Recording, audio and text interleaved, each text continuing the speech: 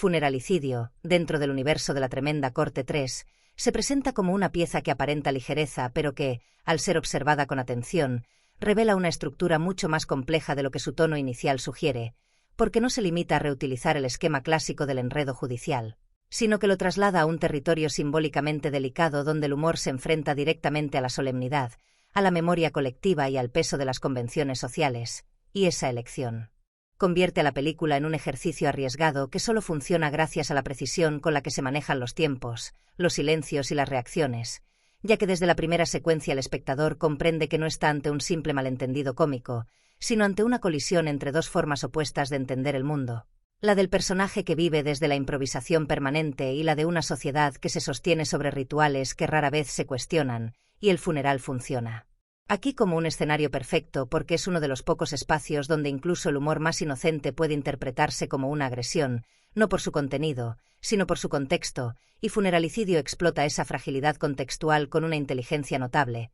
mostrando que el problema no es tanto lo que se hace, sino dónde y cuándo se hace. Y esa idea atraviesa toda la película como una reflexión constante sobre la relatividad del comportamiento aceptable, y al trasladar el conflicto al ámbito judicial, el filme profundiza aún más en esa relatividad, porque el tribunal intenta traducir una falta de sensibilidad en un lenguaje normativo que no está diseñado para capturar matices emocionales, y esa incapacidad del sistema para nombrar con precisión el daño es uno de los motores más interesantes del relato, ya que provoca situaciones en las que todos parecen entender que algo estuvo mal, pero nadie logra explicar exactamente por qué ni cómo debería repararse, y ese vacío conceptual se convierte en una fuente inagotable de humor, pero también de crítica, porque revela hasta qué punto las instituciones dependen de categorías rígidas que no siempre se ajustan a la experiencia humana, y Tres Patines, lejos de ser únicamente el causante del problema, se convierte en un espejo incómodo que refleja las contradicciones de ese sistema, ya que su torpeza verbal y su lógica desviada exponen la arbitrariedad de muchas normas que solo funcionan mientras nadie las cuestione. Y en ese sentido, Funeralicidio no ridiculiza el respeto por los muertos ni el dolor de los vivos, sino la pretensión de que esos valores puedan gestionarse exclusivamente desde el castigo o la formalidad.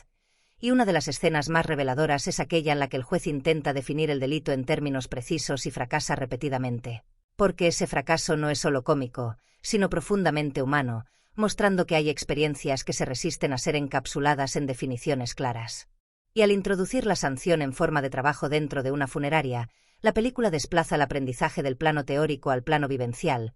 obligando al personaje a convivir con el mismo espacio que antes había trivializado, y ese cambio produce un tipo de humor más contenido, más observacional, donde la risa surge del contraste entre la expectativa y la conducta, y no del chiste explícito, y esa elección narrativa demuestra una madurez poco habitual en el género, porque confía en que el espectador pueda apreciar la evolución sin necesidad de subrayados excesivos, y desde una experiencia personal como espectador, resulta imposible no recordar funerales reales donde el silencio se impone de manera casi violenta, creando una presión social que a veces resulta tan incómoda como el propio duelo. Y Funeralicidio captura esa incomodidad con una precisión sorprendente, utilizando el humor como una vía para reconocerla sin trivializarla, y en comparación con otras entregas de la Tremenda Corte, esta película destaca por su coherencia emocional, ya que no se limita a encadenar situaciones cómicas, sino que construye un recorrido donde cada escena añade una capa de sentido al conflicto central, y ese recorrido no culmina en una transformación radical del personaje,